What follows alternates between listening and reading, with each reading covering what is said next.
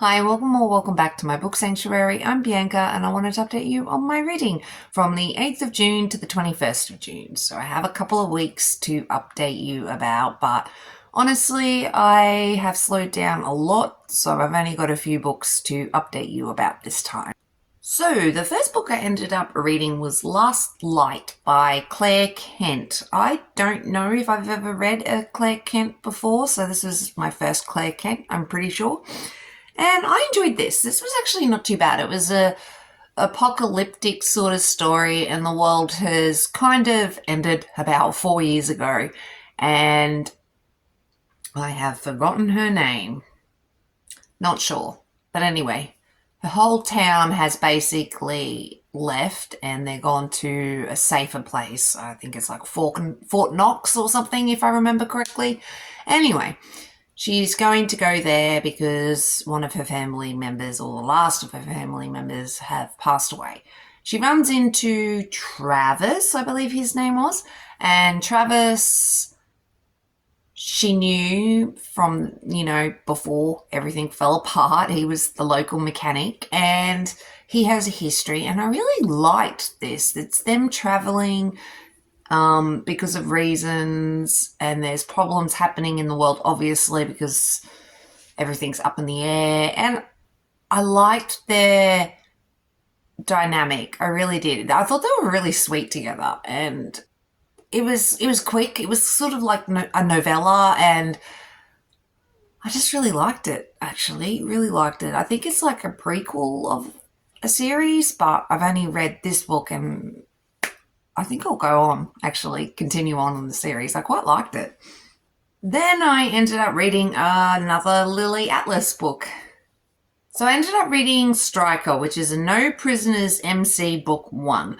With Striker, I do think these books are associated with the Hell's Handlers, but I'm starting to suspect that maybe you should read this series first. It doesn't really matter, I don't think, but to get a broader sense of what's going on, maybe the No Prisoners are first and then the Hell's Handlers are next, but whatever. I'm not really sure, so don't hold me to that. But Stryker is the VP, if I remember correctly, the vice president, and they've had a medical emergency with one of their members, and they've ended up at the hospital. And Lila Emerson, Dr. Lila Emerson, is new to town, and she's trying to do this, if I remember correctly, concussion sports program for the schools, so no more footballers and the like get concussions and brain damage and death and all that sort of stuff. So basically, Lila patches up one of the guys, and her and Stryker have sort of, they've known each other for a little bit, and he is really attracted to her. Then they ask her for her help in a medical emergency after hours, late at night. She helps them, and then she's sort of thrown into this weird mystery where someone's obviously targeting her, but no one's quite sure why she's being targeted. And in the meantime, her and Stryker are starting up, and I really loved it. I thought it was really, really sweet. And everybody is just fun. I like everybody around Stryker, all his friends, and Lila was fun, and yeah, I liked this one. And then I moved on to Jester. So Jester is the No Prisoners MC Book 2. So Emily is a first grade teacher, and she is kind of alone in the world except for her brother, and her brother has a lot of issues with drugs and alcohol and debt and problems. So he's brought a major problem to their doorstep, and it's a rival MC to the No Prisoners. I can't remember what they're called. Venom? Demon? I don't know. Anyway, this naughty MC club basically gives Emily no choice.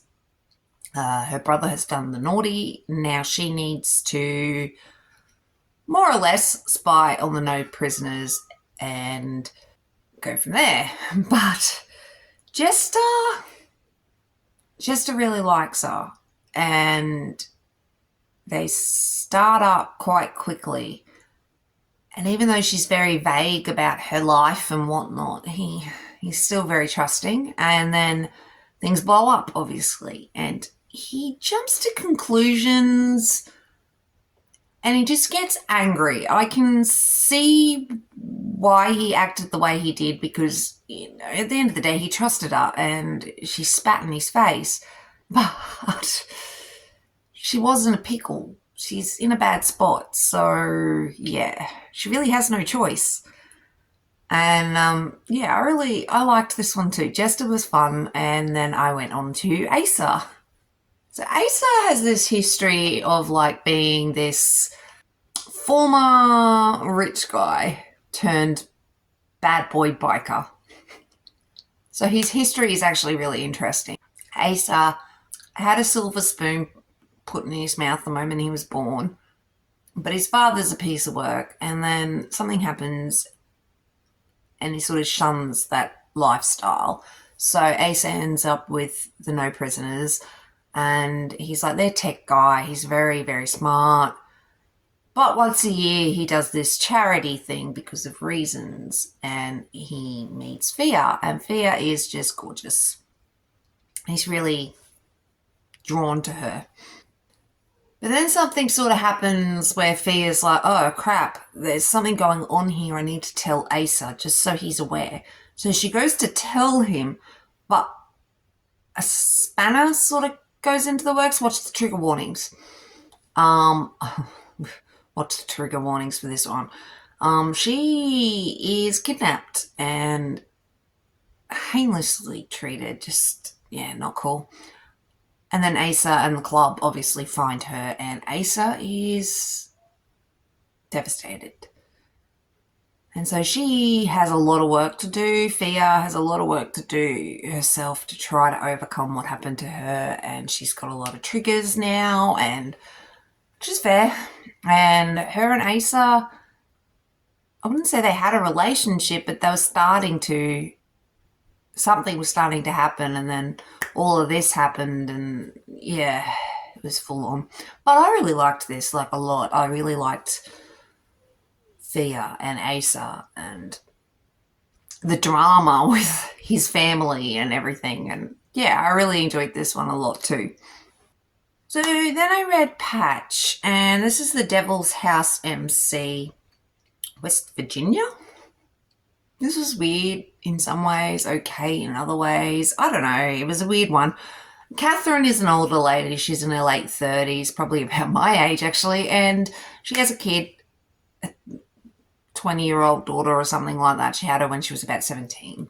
Anyway, she has an ex-husband who was a piece of work, quite abusive, and managed to get away from him, and now has this whole new life. And Patch is really, really intrigued with her, and she works at this nightclub, I think, if I remember correctly. She's like a waitress, bartender sort of chick, and she serves on Patch every night, basically, and Patch has a thing for her but hasn't really moved forward. And I liked this to some degree. In other degrees, it sort of annoyed me. I don't know. It was just weird, I think. The timelines were just weird. There's shit going on with the clubhouse and the members and all that sort of stuff, which makes Catherine uncomfortable. And Patch has a dirty club. It's not a very well looked after club, but he's trying. He tries to fix it. And I don't know. This was okay. It just wasn't something I loved, unfortunately. But then the last book I ended up reading for the last couple of weeks was Carnal Desire by M. James. This was a mafia romance, and in many ways this felt like just a normal contemporary romance and no mafia aspect to it. He was really kind of sweet for a mafia boss. She's this tattoo artist who's getting majorly screwed over by her boss. Her boss is a piece of work. And so she's getting screwed over. But basically she has to go to this private client because her boss is sick. and the mafia boss, needs a new back tattoo and is extremely, extremely impressed with her. And they start up the tattoo, a relationship. It's all going on. And then it turns into something else. That doesn't make sense. I don't want to spoil. Okay, spoiler alert. There is pregnancy in this. She does fall pregnant unexpectedly towards the end, and that obviously becomes a conflict. But I don't know. It was okay. She was a weird mix of strong but weak, independent but not independent. Yeah, she was okay. He was intriguing to some degree. I would have liked more of his family dynamics and how that all worked. But yeah, maybe a little bit more mafia problems, maybe. I don't know. But it was okay, I guess, in some ways. But that was all the books that I've basically read in the last couple of weeks. I have fallen off the wagon hugely. I just haven't been feeling the best, so my reading has gone down, and yeah, so just been going down that YouTube short rabbit hole and just YouTube videos in general and other people reading books and stuff like that. So hopefully I'll get more into a schedule and be more consistent with my reading and my uploads. I do apologize for the lack of videos in the last week. Yeah. But thanks so much for watching. I really do appreciate it. If you wanted to subscribe, I'd appreciate that a lot as well. It helps me out. But thanks for watching, and I shall catch you in the next video. Thanks, everyone. Bye.